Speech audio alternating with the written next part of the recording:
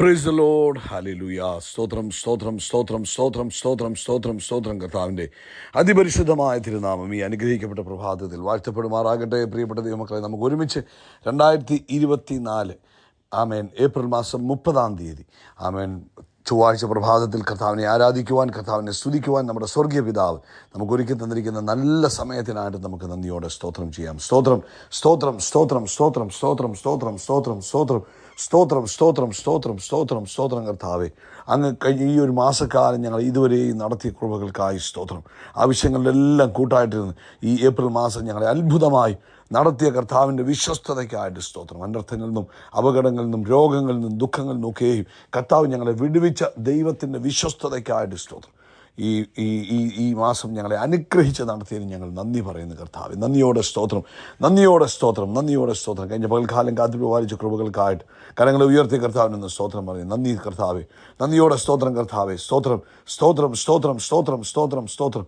രാത്രികാലം നല്ല ഉറക്കം തന്നതിനായിട്ട് കർത്താവിന് സ്തോത്രം പറഞ്ഞായിട്ട് നന്ദിയോടെ സ്തോത്രം അപ്പ, നന്ദിയോടെ സ്തോത്രം അപ്പ, നന്ദിയോടെ സ്തോത്രം, നന്ദിയോടെ സ്തോത്രം, നന്ദിയോടെ സ്തോത്രം, നന്ദിയോടെ സ്തോത്രം. ആരോഗ്യത്തോടെ സൗഖ്യത്തോടെ ആമേൻ ഈ പ്രഭാതത്തിൽ ഉണരുവാൻ കർത്താവ് നമ്മളെ സഹായിച്ചതിനായിട്ട് നമുക്ക് നന്ദിയോടെ സ്തോത്രം ചെയ്യാം. സ്തോത്രം സ്തോത്രം സ്തോത്രം സ്തോത്രം സ്തോത്രം സ്തോത്രം സ്തോത്രം സ്തോത്രം. ഈ പകൽക്കാലം ക്രിസ്തുയേശുവിൽ നമ്മളെ ജയോത്സവമായി നടത്തുന്ന കർത്താവ് നമുക്ക് നന്ദിയോടെ സ്തോത്രം ചെയ്യാം. സ്തോത്രം സ്തോത്രം സ്തോത്രം സ്തോത്രം സ്തോത്രം സ്തോത്രം സ്തോത്രം സ്തോത്രം സ്തോത്രം സ്തോത്രം. കർത്താവെ, നന്ദിയോടെ സ്തോത്രം. ഞങ്ങളങ്ങേ സ്തുതിക്കുന്നു, ഞങ്ങളങ്ങേക്ക് നന്ദി പറയുന്നു കർത്താവ്, ഞങ്ങളങ്ങേ ആരാധിക്കുന്നു കർത്താവ്.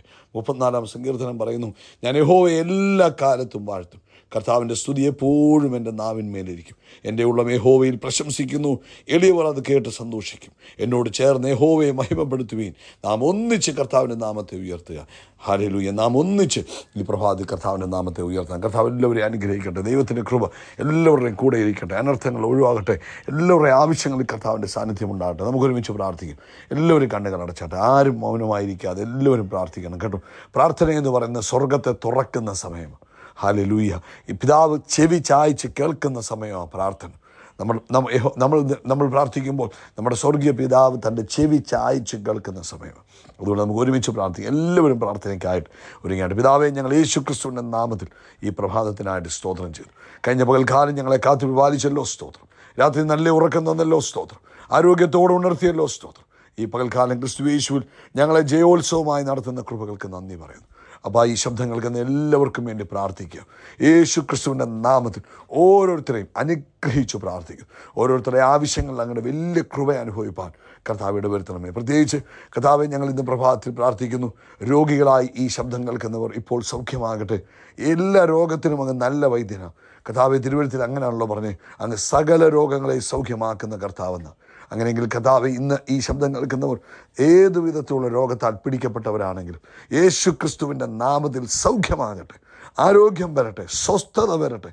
അത്ഭുതകരമായ ദൈവശക്തി, സൗഖ്യമാക്കുന്ന ദൈവശക്തി തൻ്റെ കുഞ്ഞുങ്ങളുടെ മേൽ വ്യാപരിക്കട്ടെ. അവരുടെ ശിരസ് മുതൽ ഉള്ളങ്കാൽ വരെ ദൈവത്തിൻ്റെ സൗഖ്യത്തിൻ്റെ ശക്തി വ്യാപരിക്കട്ടെ. നട്ടലിൽ ദൈവശക്തി വ്യാപരിക്കട്ടെ. നട്ടലിൽ റിലേറ്റഡ് ആയിട്ടുള്ള എല്ലാ രോഗങ്ങളും ഇപ്പോൾ സൗഖ്യമാകട്ടെ. ഓപ്പറേഷൻ ചെയ്യണം, നട്ടൽ ഓപ്പറേഷൻ ചെയ്യണമെന്ന് പറഞ്ഞിരിക്കുന്ന കേസുകളൊക്കെയും യേശുവിൻ്റെ നാമത്തിൽ അത്ഭുതം നടക്കട്ടെ. ആമേൻ. പൂർണ്ണ സൗഖ്യമുണ്ടാകട്ടെ. വേദനകൾ മാറട്ടെ, സ്വസ്ഥമാകട്ടെ എന്ന് പ്രാർത്ഥിക്കുന്നു. അതുപോലെ കർത്താവ്, 2 കാൽമുട്ടുകളും വേദനയാൽ ഭാരപ്പെട്ടിരിക്കുന്നു, ഇപ്പോൾ യേശുവിൻ്റെ നാമത്തിൽ സൗഖ്യമാകട്ടെ.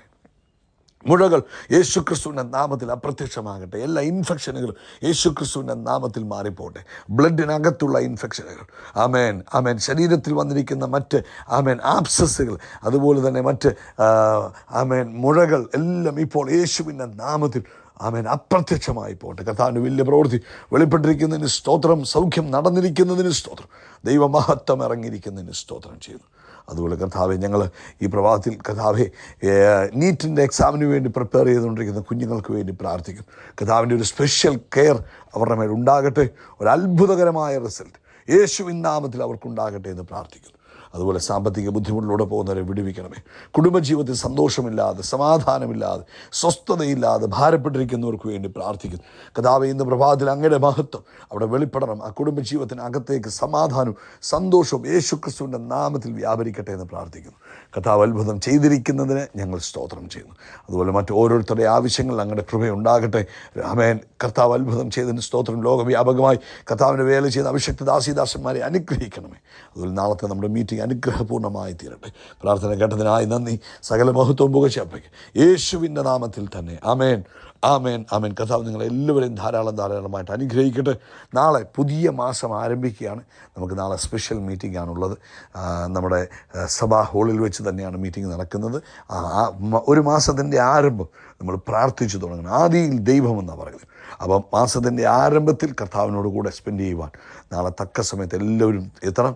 നമുക്ക് ഒരുമിച്ച് സഭാ ഹാളിൽ വെച്ച് കർത്താവിനെ പാടി പുകഴ്ത്തി ആരാധിച്ച് ഈ ഏപ്രിൽ മാസം നടത്തി ദൈവത്തിന് സ്തോത്രം പറഞ്ഞ് പുതിയ മാസം കർത്താവിൻ്റെ ആ പ്രവൃത്തിക്കായിട്ട് നമ്മളെ തന്നെ ഏൽപ്പിച്ചു കൊടുക്കാം. അതിനായിട്ട് പ്രത്യേകം പ്രാർത്ഥിക്കുക. ഈ പ്രഭാതത്തിൽ കർത്താവ് തന്ന ആലോചനയ്ക്കായിട്ട് നമുക്ക് സ്തോത്രം ചെയ്യാം.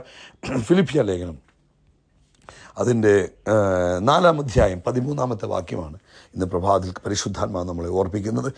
അവിടെ പറയുന്നത്, എന്നെ ശക്തനാക്കുന്നവൻ മുഖാന്തരം ഞാൻ സകലത്തിനും മതിയായവനാകുന്നു.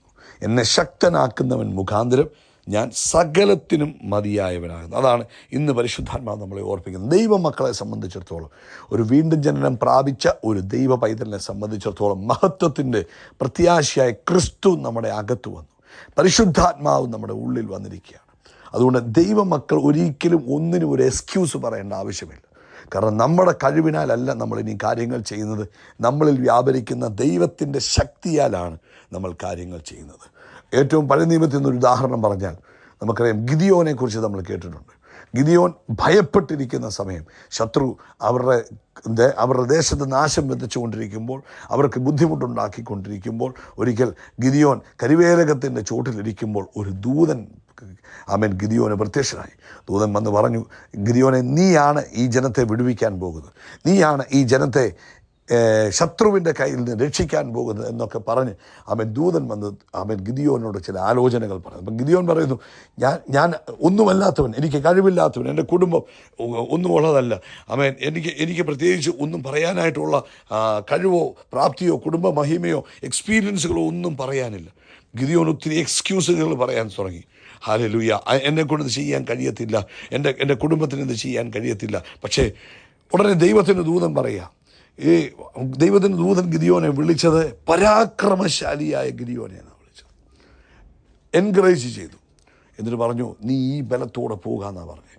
ഇന്ന് പ്രഭാതത്തിൽ ഒരു ദൈവപൈതലിനെ സംബന്ധിച്ചിടത്തോളം നമ്മുടെ ഉള്ളിൽ വ്യാപരിക്കുന്ന ദൈവശക്തിയെക്കുറിച്ച് നമുക്കൊരു ബോധ്യമുണ്ടെങ്കിൽ, നമ്മുടെ കൂടെയുള്ള ക്രിസ്തുവിനെക്കുറിച്ച് നമുക്കൊരു ബോധ്യമുണ്ടെങ്കിൽ, നമ്മൾ ഒന്നിനും എക്സ്ക്യൂസ് പറയത്തില്ല. നമ്മൾ പറയത്തില്ല, എന്നെ ഒന്നിനും കൊള്ളത്തില്ല, എനിക്ക് കഴിവില്ല, അങ്ങനെയൊന്നും പറയത്തില്ല. കാരണം നമ്മളിൽ വ്യാപരിക്കുന്ന ദൈവത്തിൻ്റെ ശക്തിയെക്കുറിച്ച് നമുക്കൊരു തികഞ്ഞ ബോധ്യം വരുമ്പോൾ നമുക്ക് സാഹചര്യങ്ങളെ അതിജീവിക്കുവാൻ കഴിയും, നമുക്ക് പ്രശ്നങ്ങളെ ജയിക്കുവാൻ കഴിയും.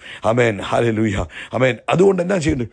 നമ്മൾ ഈ ദിവസങ്ങളിൽ ദൈവത്തിൻ്റെ വചനം ധ്യാനിക്കുന്നവരായിത്തീരണം. നമ്മുടെ ഉള്ളിലുള്ള ആ ശക്തിയെക്കുറിച്ച് തിരിച്ചറിവുള്ളവരായിത്തീരണം. നമ്മൾ ആരുടെ കൂടെ നടക്കണം? ഈ ശക്തിയിൽ ജീവിക്കുന്നവരുടെ കൂടെ നടക്കണം. അങ്ങനെയുള്ളവരോടുകൂടെ സംസാരിക്കണം.